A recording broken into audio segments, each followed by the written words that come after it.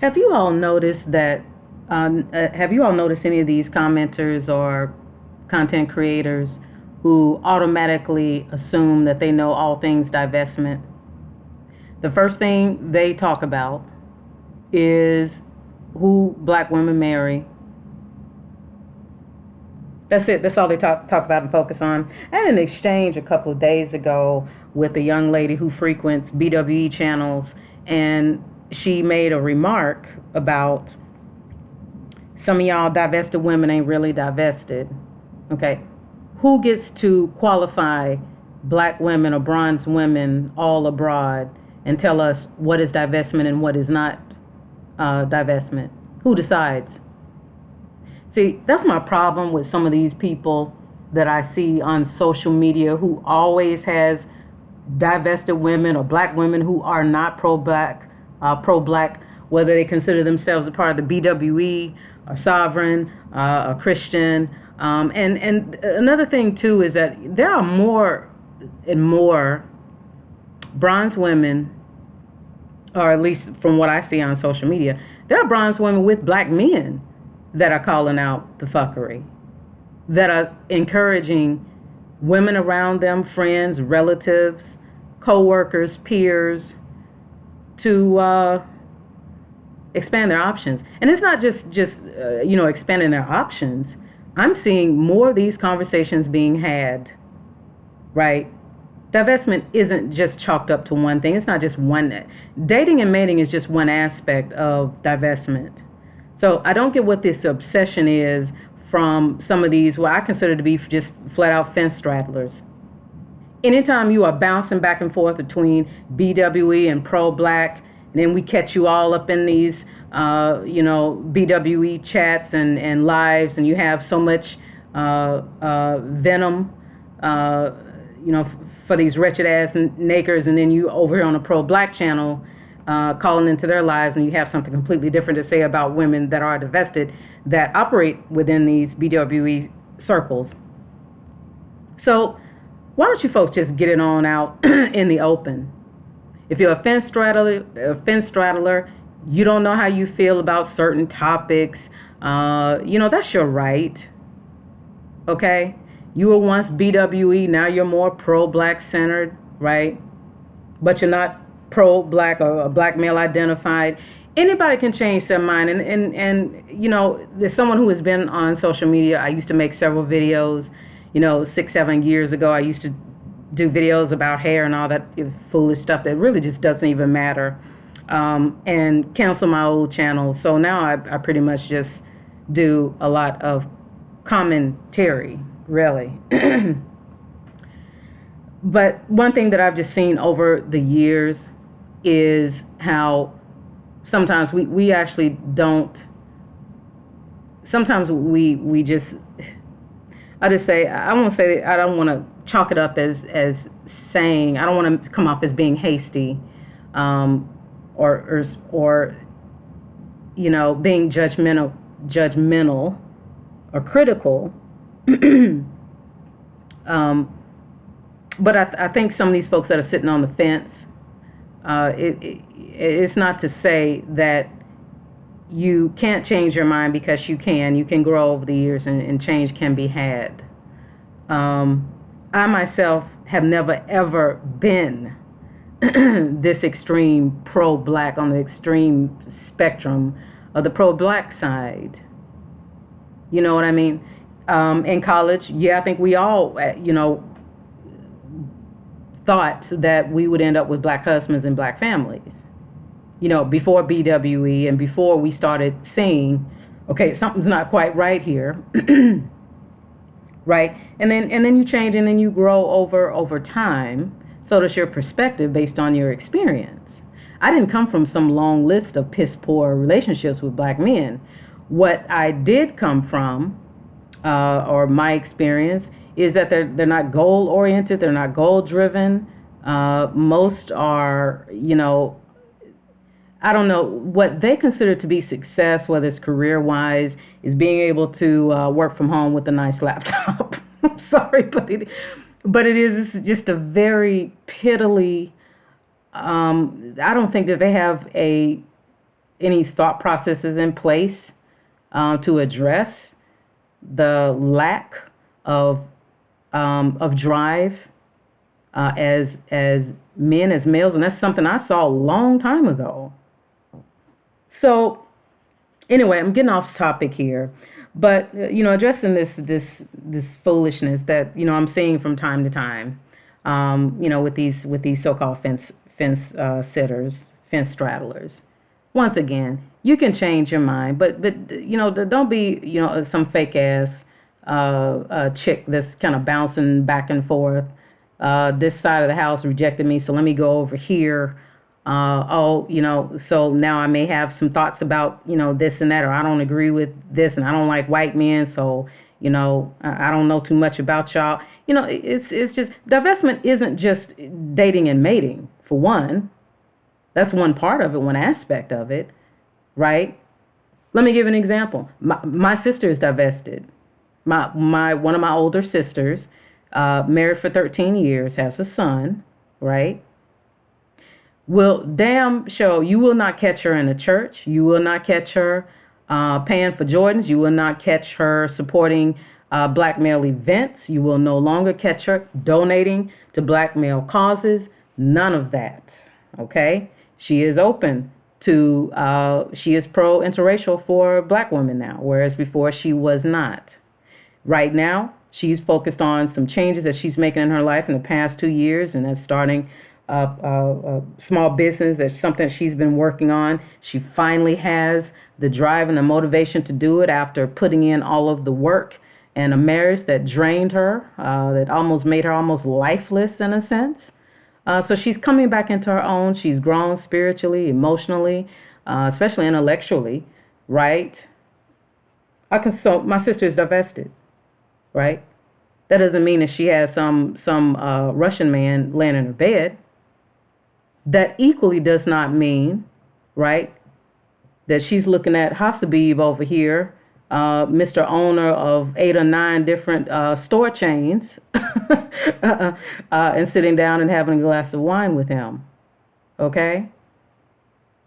That means that she is open, right, to having conversations, okay, with Mr. Paul Andrusic, Vice President, right, one of the Exxon regions. That doesn't mean that she's not open to that, okay? She just said she is no longer dealing with black men at all, okay? That's one aspect. So she's eliminating a certain level of drama that and just strain and drain that comes with them.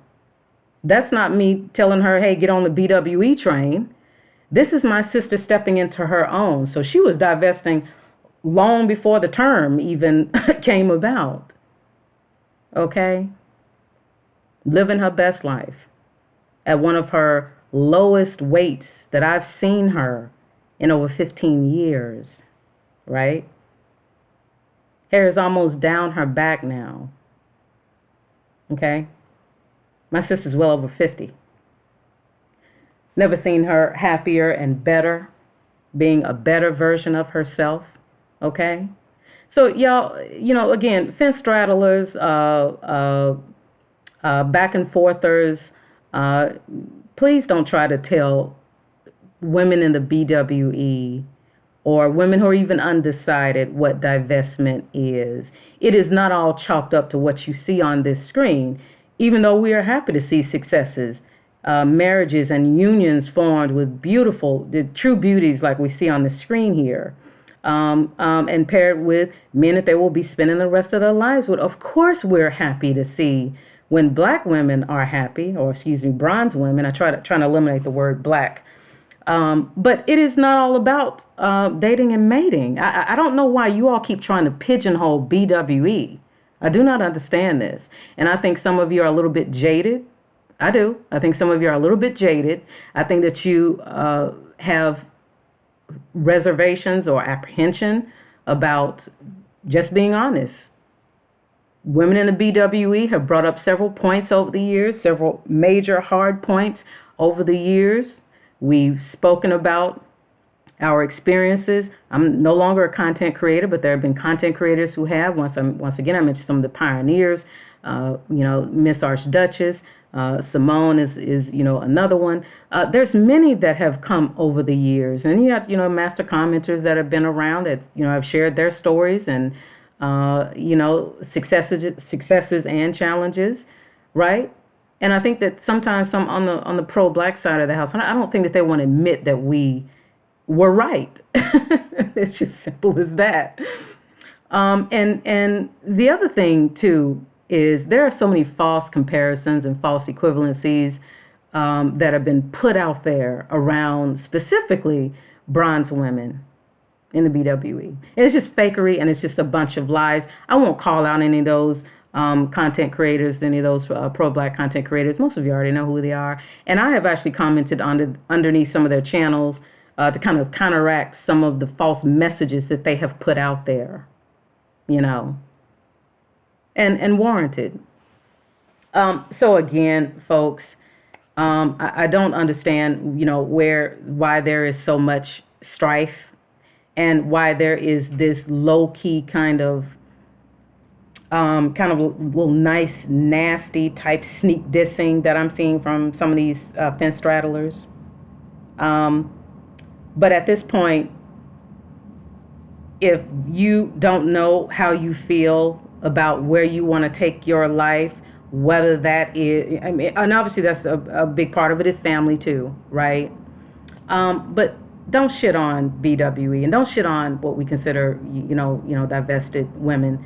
Divestment is a number of things. There are, like I said before, there are black women bronze women on YouTube that are married to black men that have channels that are educating, sharing their experiences and telling their stories, yet still encouraging bronze women to be better versions of themselves, to get themselves in order, to fix self first, right? Spiritual, healing, all of that, right? Including dating and mating. Okay? So I really am getting a little tired of some of these folks, some of the narratives that are being put out there, and also some of the commentary. Nobody is saying that Jared is the answer to anything, and that once you leave Blackistan and you find Jose or whatever his name is, Michele Bonanucci, whoever it is that you decide to start a family with is going to fix all these things for black women. Nobody has ever said that in the BWE. I don't know why that lie continues to be perpetuated from the pro-black side and from some of these fence straddlers. No one has ever said that. In fact, I think a lot of the BWE'ers have been fair. They say expand your options. You don't have to exclude black men. Me personally, my own personal choice has been to exclude them. And I've told my story before. I was once married to a black man for 3 years. And no, he wasn't no trash-ass nigga. We were both, same economic, educational level. In fact, I think he's went on to get his PhD. He also has left a trail of about 4 different babies. Has had going on now. Is on his third, is actually into his third failed marriage. And so that's my story, or part of it, right? But that marriage and my relationship, with him and the relationships that I've had up to the one that I'm in now, right? That does not define divestment.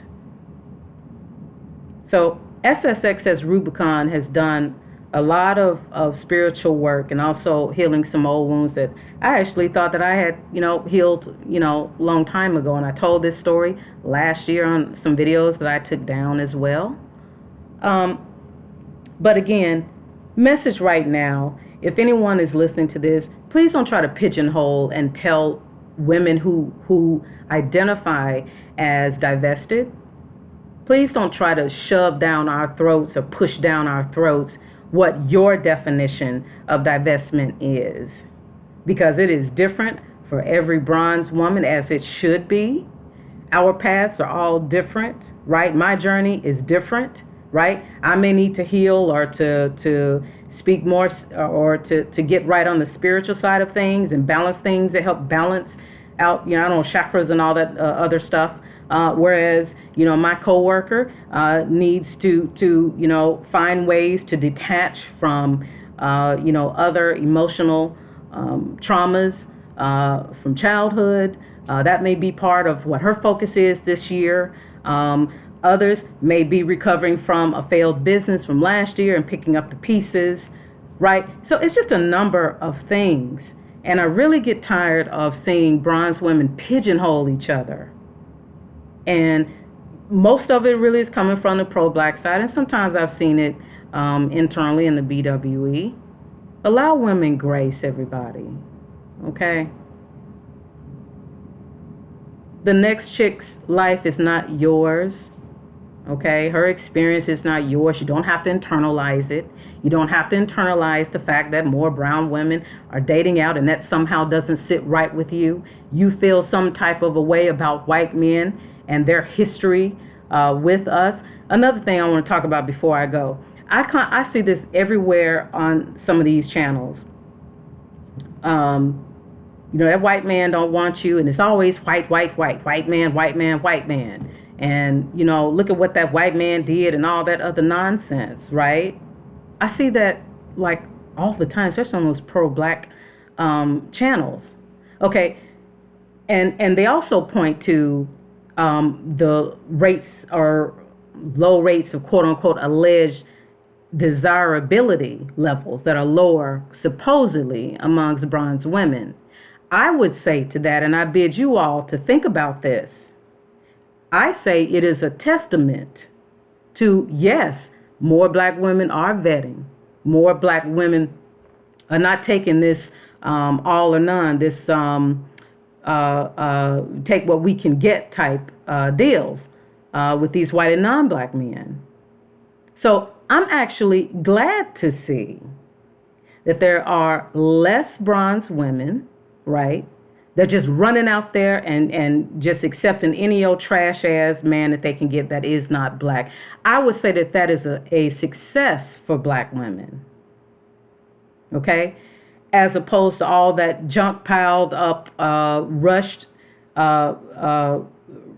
piss poor relationships and unions that we're seeing play out even with these multimillionaire black males and the trash compactors that they are engaging with.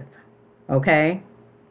So bronze women, the next time you see a black ass nigga or some other black humanoid that's making comments about how you are not desirable because white men choose X, Y, and Z, we want that number to be a strong number, yes, that steadily grows year over year, but we also want to see true, strong relationships, resilient relationships, and marriages between bronze women and the men that they choose. My preference is non-black. That may not be the next woman's, okay? So that is what is important. Quality is what I'm referring to, okay? And there are going to be bumps and bruises along the way. You're going to run into, some of these men that, have their own issues. That's another thing. The minute a relationship fails that is public, celebrities, whether it was Robert De Niro and I think his woman of however many years, I remember when Janet Jackson split with her man, and there were just comments all over the place talking about, failed marriages and Janet's failed marriage. I would submit to you that it is not some sort of negative look on Janet, right? Because Janet was the prize. Take away her at the $1 billion mark, right? Her total body of work. Janet was the prize. And it was her wretched husband who lost out. And I suspect that even right now, he's somewhere thinking, damn, could I have been a better man? Could I have not as been verbally abusive? And from my understanding, I think he raised a hand to her. Where did I fuck up as a man?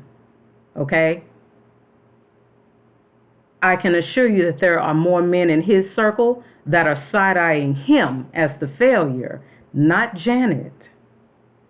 So that's another thing, you all. Let's not be so quick to point that finger at the bronze woman. Bronze women, if you have relationships that didn't turn out so well and you parted ways with whatever man you were with, do not internalize the pitfalls, right? Or quote unquote the failure of that relationship. Don't carry all of that weight around, or don't carry all that weight in your heart the way I see. I see a lot of comments and I see a lot of testimony about it.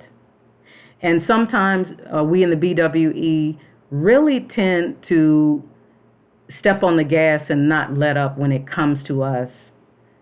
We are by far some of the hardest workers, some of the most loyal women, not just in relationships, but careers, companies, loyal to family members, helping members in need, being there for everyone else.